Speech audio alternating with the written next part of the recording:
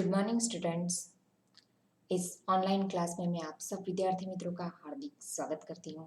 विषय हिंदी कक्षा 9 और हम पढ़ रहे थे इकाई 14 युग और मैं। तो हमने काव्य की समझ ले ली थी और आज हम स्वाध्याय की चर्चा करेंगे और एक नया टॉपिक है हमारा निबंध। तो निबंध की जो समझ है वो भी हम साथ में लेते हैं। तो चलिए विद्यार्थी मित्रों, आप अपना पाठ्य पुस्तक लेके तैयार हो जाइए। तो विद्यार्थी મિત્રો, આપણે કવિતાની સમજ મેળવી લીધી છે, તો એનું ટૂંકમાં સાર આપણે સમજી લઈએ ફરીથી અને ત્યાર પછી આપણે એના સ્વતેની ચર્ચા કરીએ અને એના પછી આપણે એક નિબંધ समझिए। तो विद्यार्थी मित्रों, काव्य में आज का जो वातावरण है उसके बारे में, उसकी जो विनाशक प्रवृत्तियां है वो प्रवृत्तियों के बारे में हमें नरेंद्र शर्मा जी ने बताया था। कहते हैं कि चारों ओर जो विनाश ही विनाश फैला हुआ है उसके बारे में बात की गई है कि कहते हैं काव्य में कि आज जो बस्तियां है वो उजड़ रही है, देश मिट रहे हैं और धरती विनाश की ज्वालाओं से लिपटी हुई है। दुनिया भर के दुखों के सामने उनको अपना दुख है वो बहुत ही मामूली लगता है। आगे कहते हैं कि व्यथा से भरी हुई ये जो दुनिया है उसके बारे में बताते हैं। कहते हैं कि आज जो मनुष्यता घायल है, मानव समता के सपने जो साकार होते हुए दिखाई नहीं देते हैं।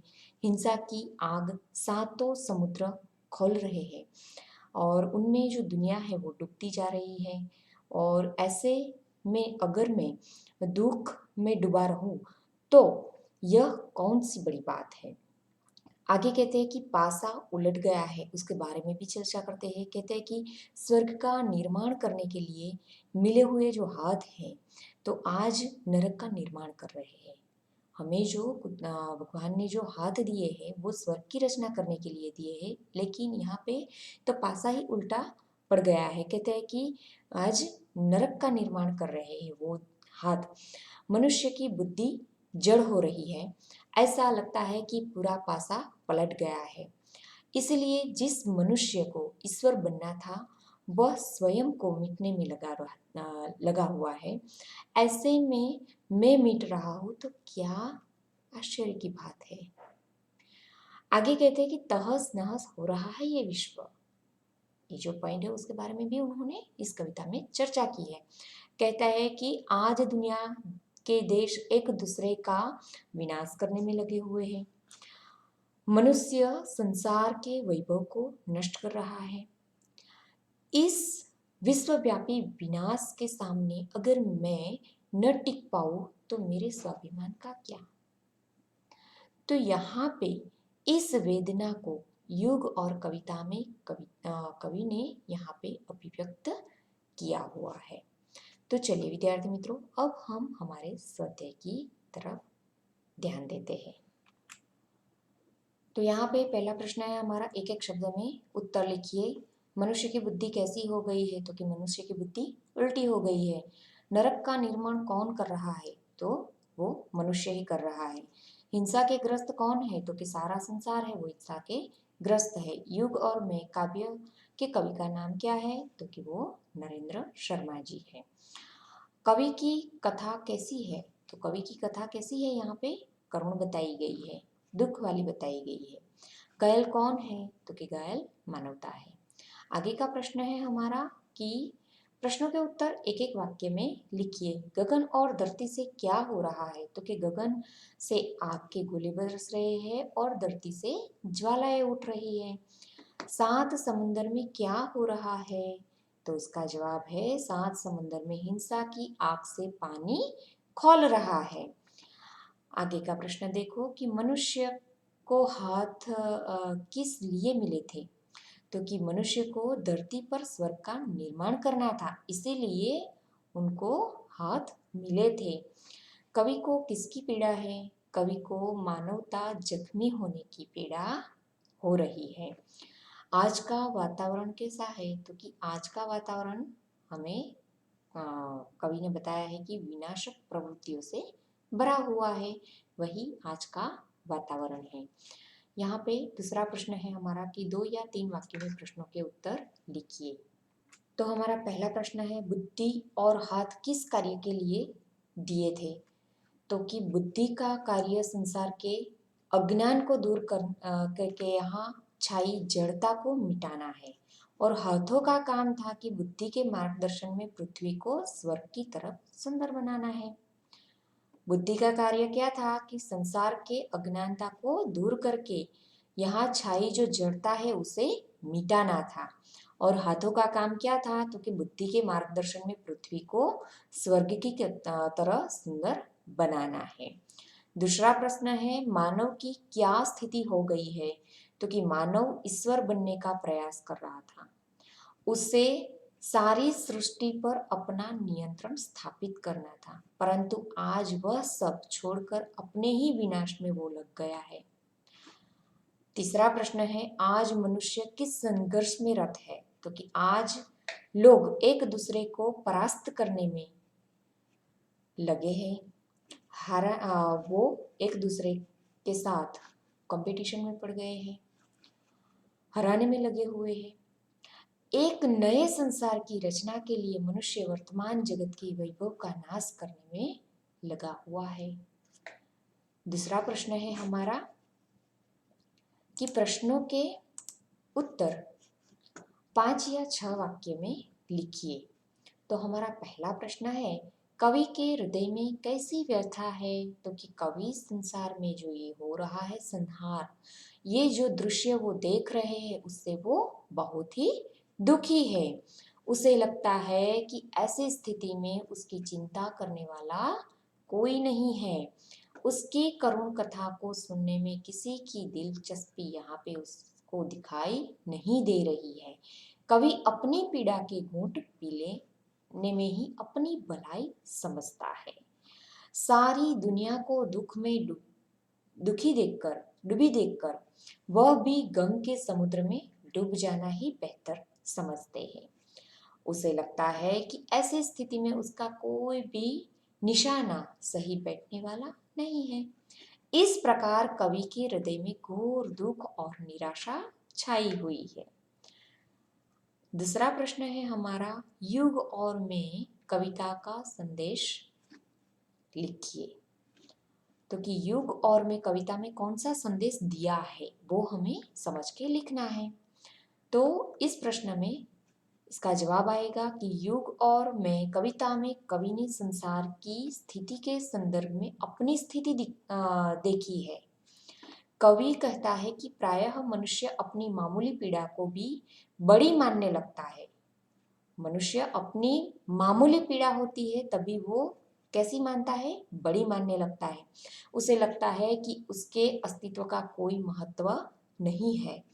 प्रस्तुत कविता के माध्यम से कवि कहना चाहता है कि दुनिया की स्थिति देखकर मनुष्य को कभी हताश और निराश नहीं होना चाहिए।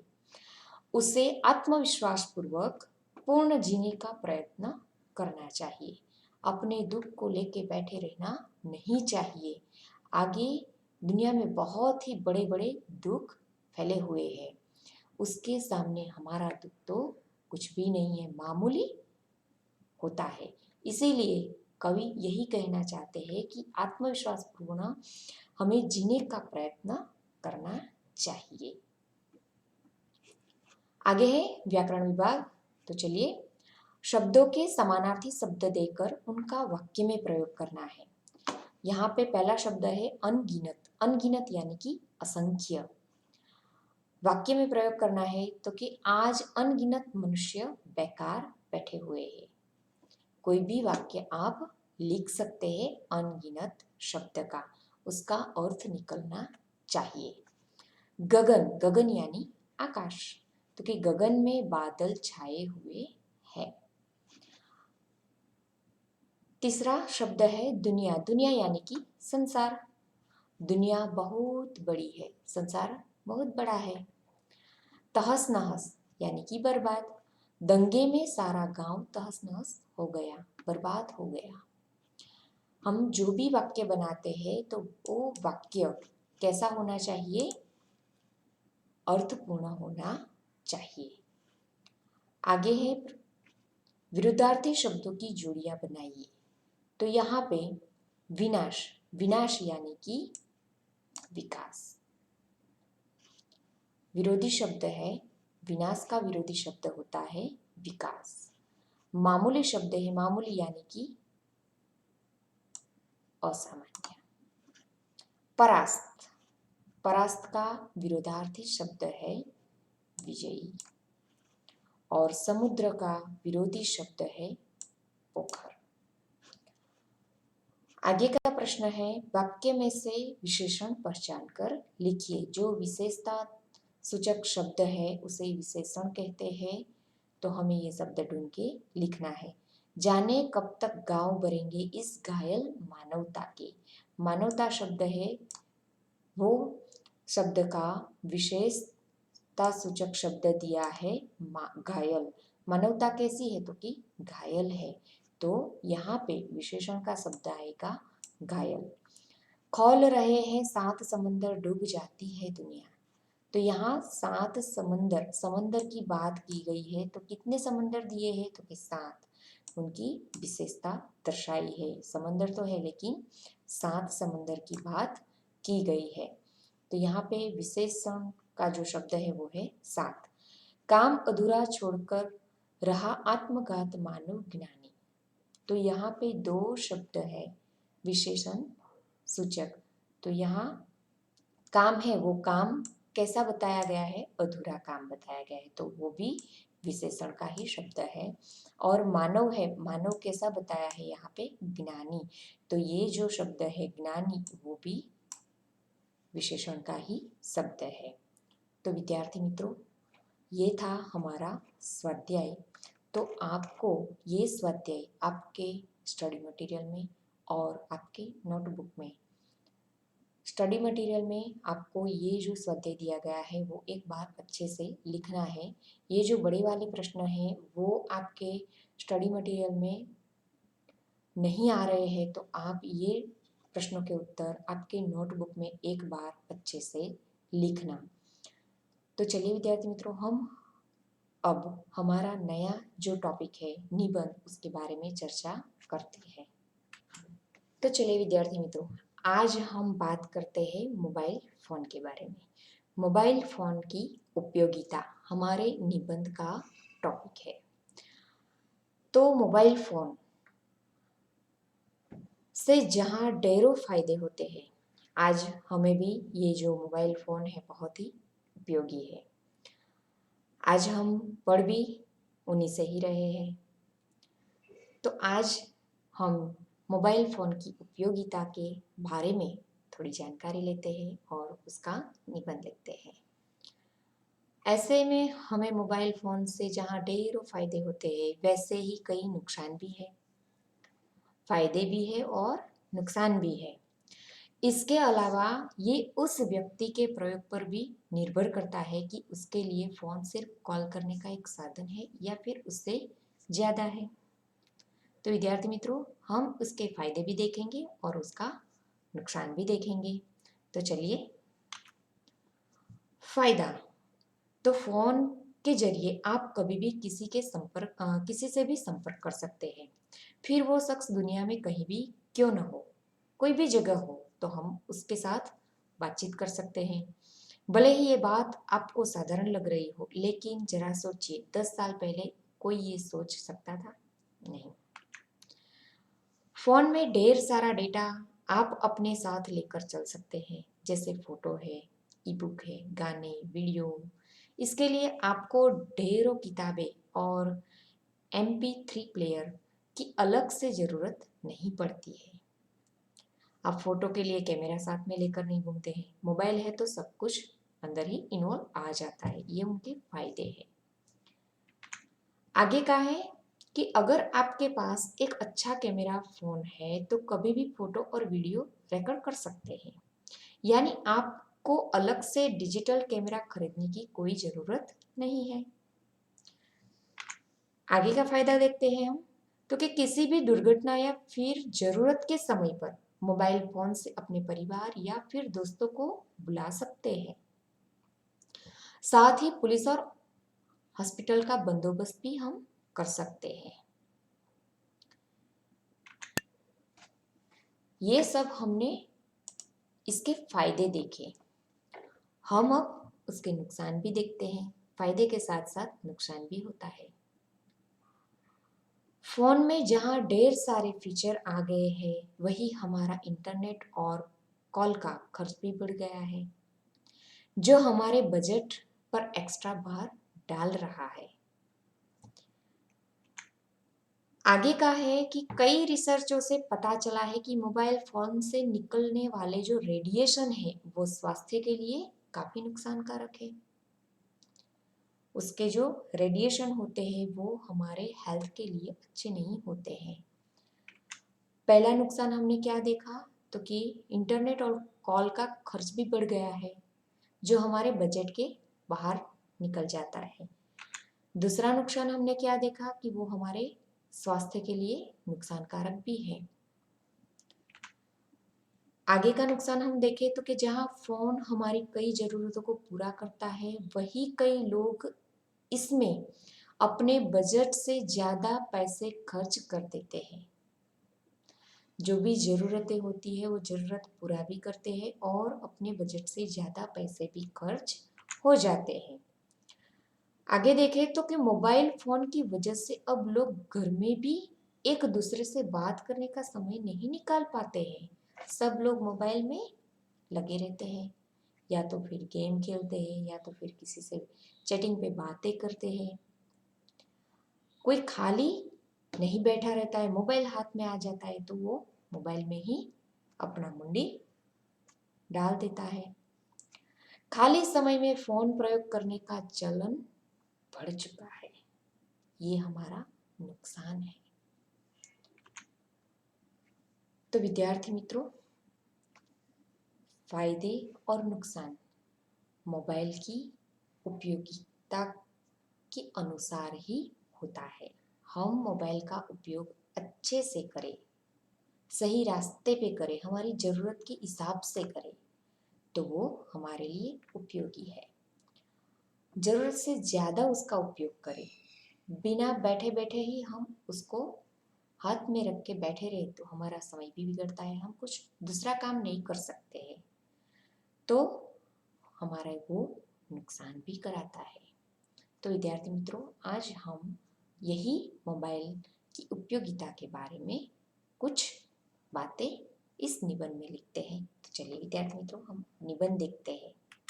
तो हमारा निबंध है मोबाइल की उपयोगिता। तो चलिए, इस तथ्य से कोई इनकार नहीं है कि मोबाइल फोन उपयोगी गैजेट है। वे हमारे रोजमर्रा के जीवन में कई तरीकों से हमारी मदद करते हैं, जिससे यह आसान और सुविधाजनक हो जाता है। लेकिन मोबाइल फोन एक आशीर्वाद है जब तक कि वे केवल उपयोगी उद्देश्यों के लिए ही उपयोग किए जाते हैं।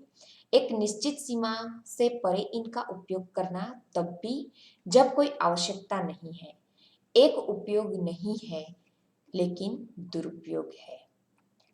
आगे हम देखें तो कि मोबाइल फोन के उपयोग देखें तो कि मोबाइल फोन का उपयोग कई उद्देश्यों के लिए किया जा सकता है, जैसे आवाज संचार, ईमेल भेजना, पाठ संदेश भेजना, इंटरनेट ब्राउज करना, चित्र लेना। स्मार्टफोन में आज बेहतर कंप्यूटिंग क्षमता और कई अग्रिम कार्य है, जैसे real time video chatting, interactive voice response, document manager, social media, high resolution camera, music player, location finder आदि। ये सब फीचर्स हम स्मार्टफोन में देखते हैं। आगे है कि हमारे प्रियजनों या के दोस्तों या सहकर्मियों के साथ संवाद करना मोबाइल फोन के कारण कुछ सेकंड का मामला बन गया है। आपको बस अपने फोन से दूसरे व्यक्ति का नंबर डायल करना है और जब तक वह उसका जवाब नहीं देता तब तक प्रतीक्षा करें। मोबाइल फोन आज इतने उपयोगी हो गए हैं कि उन्होंने वास्तव में लैपटॉप और अन्य बड़े गैजेट के उपयोग को बदल दिया है। आज लोग ईमेल भेजते हैं, इंटरनेट ब्राउज करते हैं, social media accounts, power point presentation का प्रबंध करते हैं, गणना करते हैं और अपने स्मार्टफोन का उपयोग करके बहुत कुछ करते हैं। तो हमने देखा कि उसका उपयोग क्या है, तो कि लैपटॉप और अन्य बड़े गैजेट का उपयोग है उसे वो मोबाइल ने बदल दिया है। छोटे मोबाइल में भी बहुत सारे फीचर्स आते हैं, तो उससे हम ईमेल भेज सकते हैं, इंटरनल ब्राउज का भी उपयोग कर सकते हैं, सोशल मीडिया अकाउंट्स है, पावर पॉइंट प्रेजेंटेशन भी हम मोबाइल में भी बना सकते हैं और गणना करते हैं, यानी कि कैलकुलेट भी हम इससे कर सकते हैं। अपने स्मार्टफोन का उपयोग करके बहुत कुछ हम कर सकते हैं। आगे है मोबाइल फ़ोन का दुरुपयोग। तो कि मोबाइल फ़ोन का अत्यधिक और अनावश्यक उपयोग इसके दुरुपयोग की ओर जाता है। यहाँ तक कि तुच्छ मुद्दों पर मोबाइल फ़ोन पर लंबी अवधि के लिए बात करना भी एक प्रकार का दुरुपयोग है। लंबी-लंबी बातें 1-1 2-2 कलाक तक हम मोबाइल फ़ोन लेके बैठ जाते हैं और बातें करते जाते हैं। तो ये भी एक दुरुपयोग ही है उसका। आगे है कि डॉक्टरों ने बार-बार चेतावनी दी है कि मोबाइल फ़ोन का निरंतर और अत्यधिक उपयोग स्वास्थ्य के लिए भी हानिकारक है। मोबाइल फ़ोन के एक और दुरुपयोग में तेज संगीत सुनना शामिल है। मोबाइल फ़ोन आसान होता है और जेब में रखने के लिए आसान होते हैं।